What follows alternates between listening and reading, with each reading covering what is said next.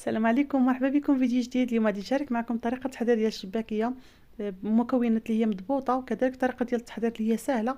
غادي نحضروها بلا وراقه، غير بالمدلك وبواحد الطريقه اللي هي سهله، وغادي نعطيكم مراحل اللي ما غاديش يعذبوكم. يعني تصوبوا هاد الشباكيه بلا تماره كما كتشوفوا، كتجي هشيشه ومعسله.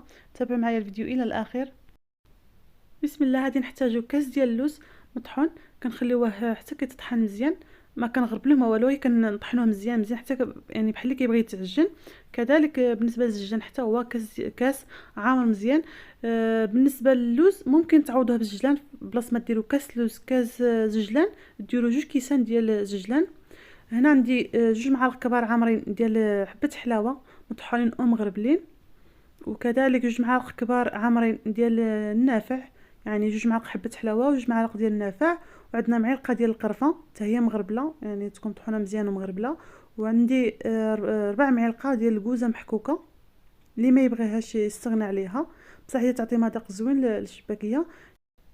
ضفت واحد قبيصه ديال الملحه، وكذلك غادي نضيف كاس ديال الزبده كنخليوها حتى كتذوب مزيان، يعني وكيمشي من هذاك الحليب اللي كيكون فيها. ولا ممكن تخليوها حتى تولي نوازيط وديروها. وكنضيف كاس ديال الزيت والبلديه والروميه مخلط، ديروه نص نص، ولا ممكن تستعملوا غير زيت الروميه، اي زيت العاديه يعني. صافي غادي نخلط هاد المكونات، ممكن ديروهم نتوما هكا في الطحان، يعني في الخلاط الكهربائي، ولا في طحنوهم هكا مزيان. انا صافي خلطهم غير هكا بيدي، لان كيكون داك الزجلان الزجلان واللوز منين طحناهم هكا مزيان كيبقاو هكا مكورين. الا درناهم مباشره في الطحين يعني صعيب باش كتحل ديك الكويرات ديال الزجلان يعني واللوز. درتهم بحال هكا، بقيت كنحكم بيديا حتى كيتخلطوا مزيان، كيصبح لنا بحال هكا. صافي ولا بحال املو، نزيدو غير العسل هو املو واجد. المهم كنخلطوه حتى كيصبح بهذا الشكل هذا، ما كيبقاش فيه ديك الكويرات. صافي غادي نضيف هنا عندي كيلو و200 غرام ديال الدقيق، يعني كيلو تقريبا واحد 2 كيسان هكا ديال الدقيق. صافي دابا غادي ندخل مزيان هاد الدقيق مع المكونات اللي درنا في الاول. يعني غادي نحاولوا نرملوا الدقيق ديالنا، يعني اولا نمسوه كما كتشوفوا. كنحاول ندوزو هكا ما بين يديا حتى كيترمل داك الدقيق مزيان، كيدخلوا هاد المكونات في بعضياتهم بهاد الطريقه هذه كما كتشاهدوا معايا. بالنسبه لهاد المرحله ممكن ديروها هكا في الليل، ولا غد لي في الصباح حتى كتكملوا يعني باقي المراحل. يعني تغطيو ديروا غير هاد الطريقه هكا، ترملوا داك الدقيق مع داك المكونات وصافي وتغطيوهم، تخليو حتى الصباح حتى كتضيفوا هاد باقي المكونات. هنا كما شفتوا معايا درت واحد الخماره، واحد صفر بيضه، كنضيف عليهم كاس ديال الماء زهر، يعني كاس يكون عامر مزيان ديال الماء زهر.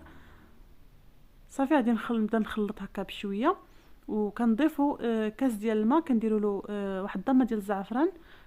ممكن ديروا الزعفران شعره الا كان عندكم. انا اكتفيت فقط بالضمه ديال الزعفران، ذوبتها في واحد كاس ديال الماء.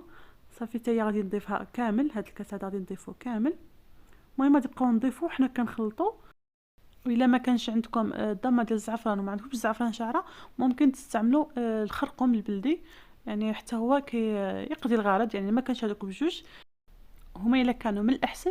الا ما توفروش عندكم وبغيتوا تصوبوا الشباكيه، يعني ماشي شي حاجه اللي هي ضروريه، هما كيعطيو مذاق زوين، ولكن ممكن تعوضوا غير بالخرقوم، لان ضروري خصنا نضيفوا هكا داك اللون يعني ديال الزعفران باش كتجينا الشباكيه اللون ديالها هكا زوين. صافي كنستمر بهذه الطريقه، كنضيف الماء بشويه وانا كنعجن بشويه، وانا كندخل داك الماء في داك الدقيق، يعني حتى كتجمعنا العجينه. العجينه ما كتجيناش يعني ملسه وهكا ومقاده بحال العجينه الاخرى. العجينه ديال الشباكيه كتجي، يعني غادي تشوفوا معايا في الاخر كيفاش كتكون القوام ديالها وكيفاش كيكون الشكل ديالها. صافي كما قلت لكم غادي نبقاو نضيفوا الماء بالتدريج، يعني غير بشويه وانا كنعجن بشويه وانا كنعجن حتى كنتحصل على القوام اللي بغيت. يعني يعني ردوا البال باش ما ترخفش معكم العجينه. هي في الاول كتبان لكم قاصحه، بصح ملي كتقرصوها وديروها هكا في البلاستيك ملي كترتاح كترخى، ما كتبقاش قاصحه بزاف. داكشي علاش خصكم تردوا البال، يعني ما ديروش الماء خطره وحده. من الاحسن ديروا الماء غير بشويه وانتم كتعجنوا بشويه وانتم كتعجنوا حتى كتجمع العجينه. غير كنعجنوها، راه ما كندلكوهاش زعما شي دليك بحال مسمن ولا هكا، غير كنعجنوها باش كتجمع لنا العجينه. انا حاولت ما نقطعش من الفيديو بزاف باش تشوفوا المراحل ديال العجين ديالها. المهم الفيديو راه شارح نفسه، يعني ما قطعتش من الفيديو بزاف باش تشوفوا جميع المراحل ديال العجين ديالها كما كتشوفوا. صافي كما شاهدتوا معايا كنبقى نضيف هكا الماء بتدريج، كنعجن بهذه الطريقه هذه. القياس ديال الماء، غادي نعطيكم القياس ديال الماء اللي دخلت في هذه العجينه. درت كاس ديال الماء، ديال الماء الزهر، مع كاس اللي دوزت فيه هذاك الضمه ديال الزعفران، وزدت كاس واحد اخر، يعني بالمجموع 3 ديال الكيسان ديال الماء.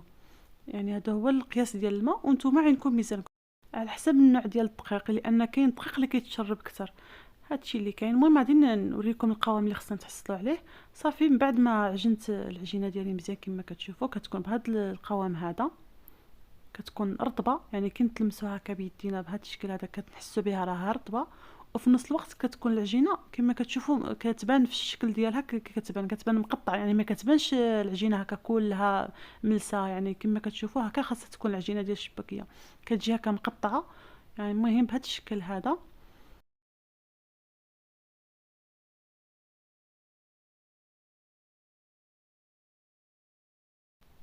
صافي دابا نقطعهم هكا كويرات صغار، من الاحسن يكونوا صغار في الحجم باش ما يعذبوكمش هكا كتبغيو تورقوهم.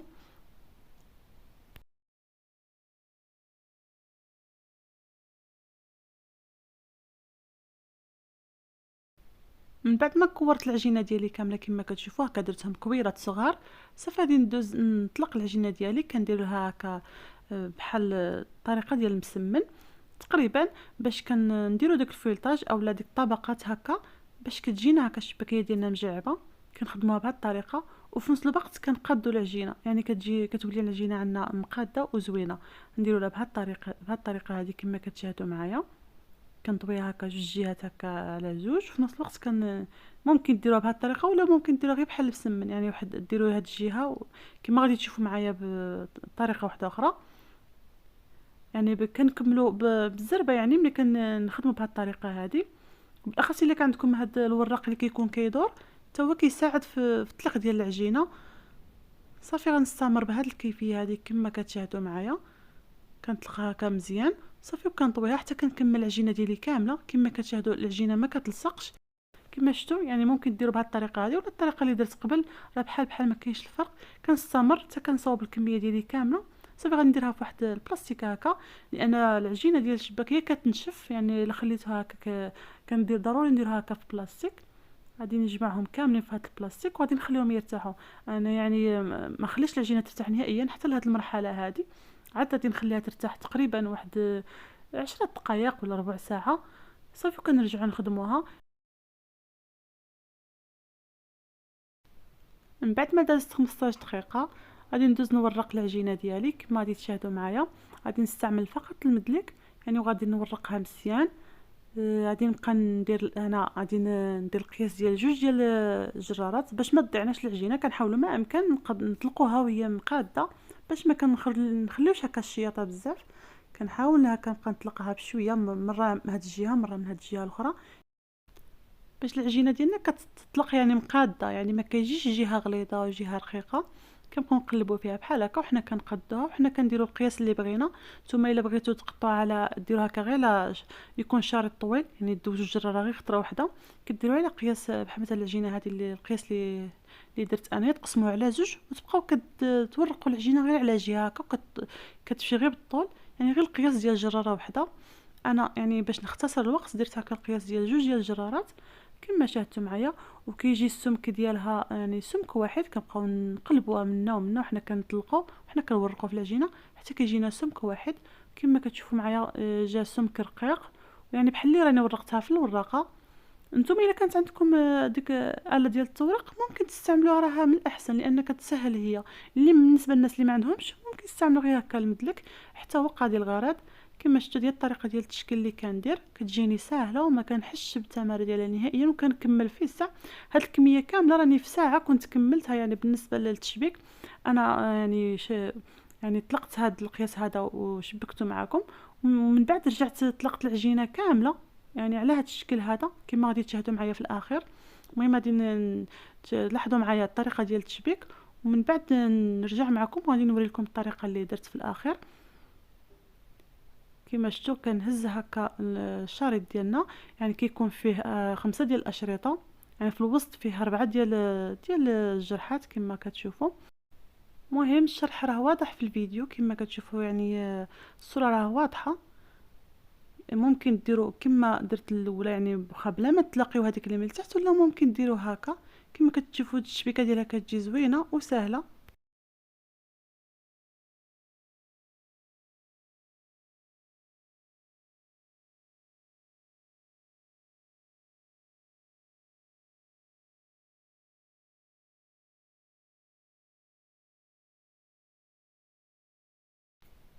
من بعد ما شاركت معكم الطريقه ديال التشكيل ديال الشباكيه، يعني مباشره كم طلقت هذيك العجينه اللي بقات لي، طلقتها كامله ودرتها هكا، قطعتها كما شفتوا. واخا نحطها يعني وحده فوق وحده راه ما كتلصق ما والو كما كتشاهدوا معايا، يعني ما كتلصقش نهائيا.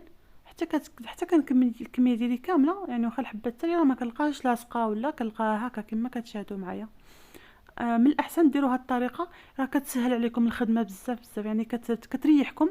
يعني كتوقفوا خطره وحده كتطلقوا العجينه، من بعد كتجلسوا هكا وبقاو تشكلوا على خاطركم، يعني تحطوا حداكم اللاطه اللي غتحطوا فيها الشباكيه ديالكم وانتم كتشكلوا، راه ما كتحسوش بالتماره ديالها نهائيا. بالاخص الا كانت عندكم الورقه ورقتوا هكا العجينه ديالكم بالزربه، راه هي كتكملوا. صافي هي الكميه ديال اللي تحصلت عليها، يعني بعد ما ورقتها كامله. صراحه يعني هاد كيلو ديال الدقيق و 200 غرام كيعطي تبارك الله الخير، يعني كيعطي اكثر من 3 كيلو. صافي مباشره ندوز نقليها.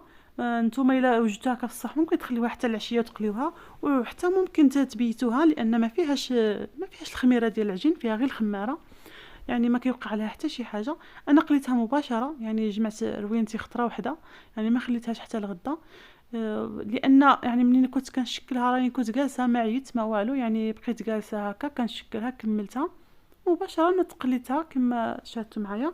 هنا درت المقله فيها الزيت، يعني كميه مهمه ديال الزيت، يعني باش يعني الزيت كيكون فوق الشباكيه. صافي الزيت كنخليوها حتى يسخن مزيان. كما شفتوا راني جربت درت واحد الطريف هكا ديال العجينه باش كنشوف واش الزيت سخن ولا. كي تشوفوا ديك العجينه طلع هكا فوق الزيت تعرفوا راه الزيت سخون. صافي كنبقى نضيف الشباكيه ديالي. بالنسبه للشباكيه من الاحسن تخفوا يديكم وديروها خطره وحده هكا في المقله باش كطيب خطره وحده، كتهزوها هكا خطره وحده عاوتاني باش كتحطوها في العسل. كما شفتوا من بعد ما تحصلت على داك اللون كيكون مذهب خفيف، هي منين كدار في العسل عاد كتكمل داك اللون ديالها وكتشد اللون ديال العسل. كما المهم العافيه كتكون متوسطه، ما تكونش مجهده وما تكونش قليله باش كيجي الطياب ديالها زوين. صافي في هذه المرحله من بعد ما حيدت الشباكه ديالي من الزيت كطفيو البوطه. يعني من الاحسن تطفيو البوطه ولا نقصوا لها يعني بزاف، ولكن هو من الاحسن تطفيو البوطه باش كتغطسوا هكا على خاطركم داك الشباكيه في العسل باش كتشرب العسل مزيان. كت هكا تخليوها كتشرب داك العسل، من بعد عاد كدوزو تحطوا ديروا الكميه الثانيه في المقله ديالكم حتى كتعمر المقله ديالك. عاد كتشعل عليها البوطه، يعني باش كيجي طياب واحد في الشباكيه وكيجي داك اللون هكا مذهب، ما كتجيش مخطوفه ولا محروقه. الا شفتوا الشباكيه ديالكم في الساع كيبان فيها اللون هكا ديال التحمر، يعني من الاحسن نقصوا البوطه على حسب البوطه ديالكم. ما نقدرش نعطيكم القياس ديال البوطه، نتوما عينكم ميزانكم. المهم كتكون متوسطه، ماشي داك تكون مهيله يعني بحال الشمعه، وفي نفس الوقت ما كتكونش مجهده، يعني كتكون ما بين وبين. في هذه المرحله اللي كنطيبوا يعني الطيبه الثانيه، يعني اولا ملي كنعمروا المقله المره الثانيه حتى كتقرب طيب الشباكيه كيكون باقي لها واحد شويه ونحيدوها من المقله. عاد كنحيدوا هذيك من العسل، يعني كنخليوها فيها حتى كتقرب طيب المقله ديالنا الثانيه. عاد كنحيدوها مباشره كندوزو، يعني كيكون باقي واحد دقيقه ولا 2 دقائق هكا.